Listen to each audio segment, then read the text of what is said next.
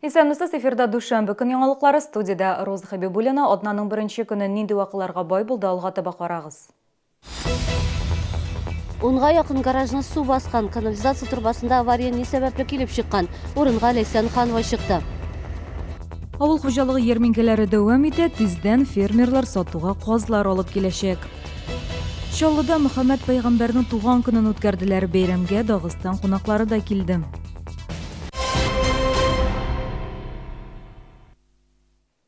Гараж кооперативын су баса, шундый зор белән безнең редакциянең кайнар элемтә телефонына 32-нче комплекста яшәүчеләр мөрәҗәгать итте.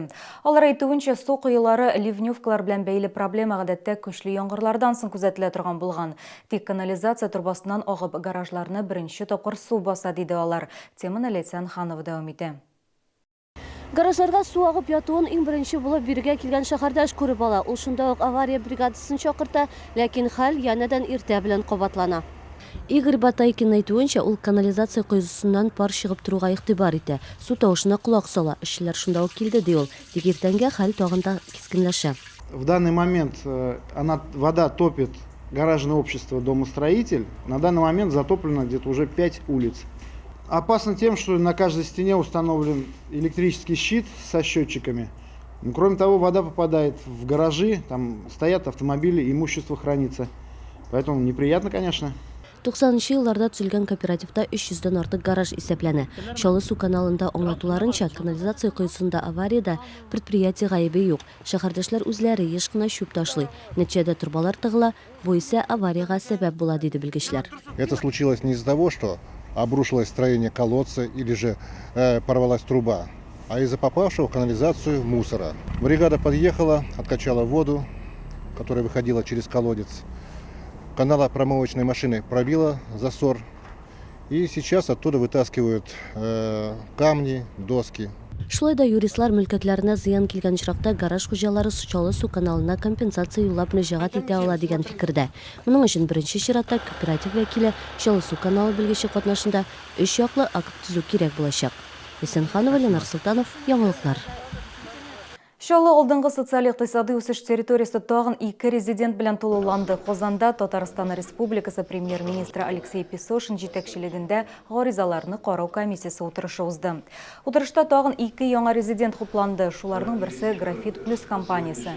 Инвестицияләрнең гомуми күләме якынча 178 миллион сум тәшкил итәчәк. Предприятие 120 кешене эшкә урнаштырачак.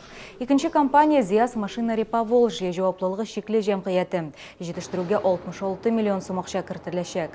Аның нәтиҗәсендә 31 эш урыны булдырылачак. Исегезгә төшерәм, бүгенге көндә алгарышлы социаль-икътисади үсеш территориясе резидентлары составына 34 предприятие керә. Чаллыда авыл хуҗалыгы ярминкәләрендә 16 миллион сумга 160 тонналык продукция саттылар. Чаллыга 12 районнан фермерлар килде. Ярминкә гадәттәгечә Тукай яр буенда, ипподром мәйданында, Южный агросәнәгать комплексында узды. Теманы Гүзәл Габдуллина дәвам итә. Шамил Усманов урамындагы ярминкә ипподром мәйданына күчкәнгә шактый вакыт узды. Шәһәрдәшләр яңа урынга тиз ияләнде. Иртәнге сәгать 10-га фермерлар алып килгән продукцияның яртысын диярлек сатып өлгергән иде. Әкрен генә сатып торабыз инде, бер туштан күп килмибез без. Шул берне генә алып киләбез, сатып бетерәбез. Ярминкәдә сөт ризыклары, йомырка, яшелчәләр, бал, ит һәм башка товарлар тәкъдим ителгән. Бал сатучы Мирфаяз Бикташев продукцияны көзен күп саттым. Кышка таба халык күпчелек ит алады. Мензәлә районынан безнең экологик чиста урында, урман эчендә пасека урнашкан. Балны хәзер бик алмыйлар, балны уже алып бетерделәр, үзләр кирәк чаклы. Шәһәрдәшләр белдерүенчә, ярминкәдә бәяләр арзанрак, продукцияны турыдан-туры җитештерүчедән аласың. Мясо. Как цены? Цены терпимо, нормальные. Дешевле, чем на рынке, в магазине. Мясо, говядину, свинину. Больше ничего, потому что уже тяжело, надо идти домой уже.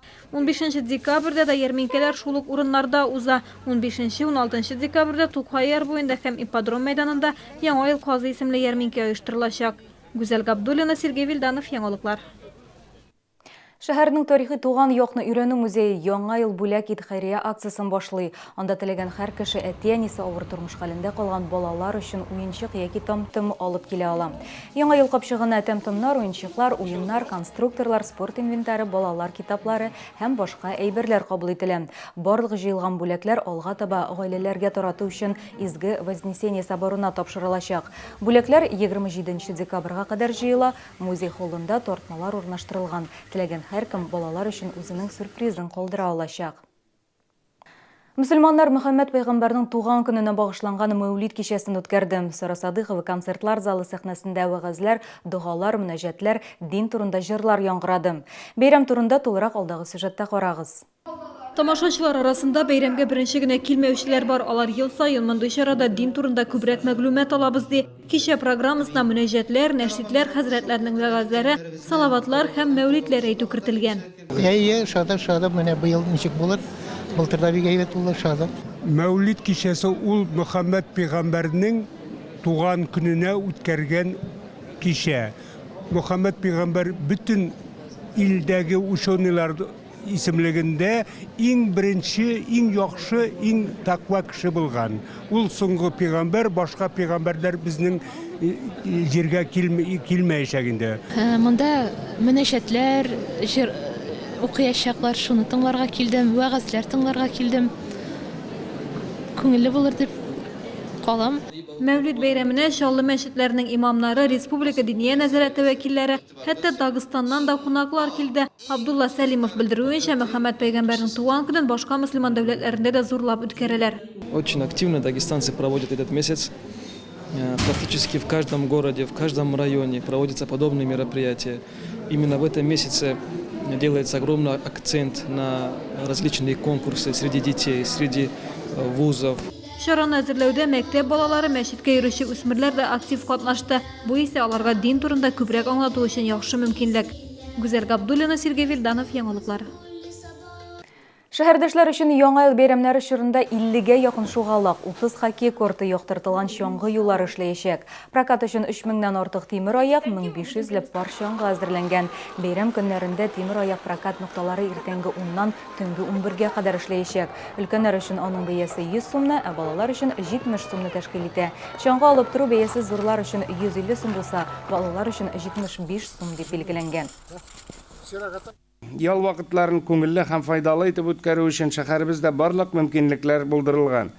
Әкияттәгедәй төрледән-төрле утлар белән бизәлгән парклар, күңелле шугалаклар, ял итү урыннары шәһәрдәшләребезне үзенә җәлеп итеп тора. Бүгенге менә шулар, игътибарыгыз өчен рәхмәт, сау булыгыз.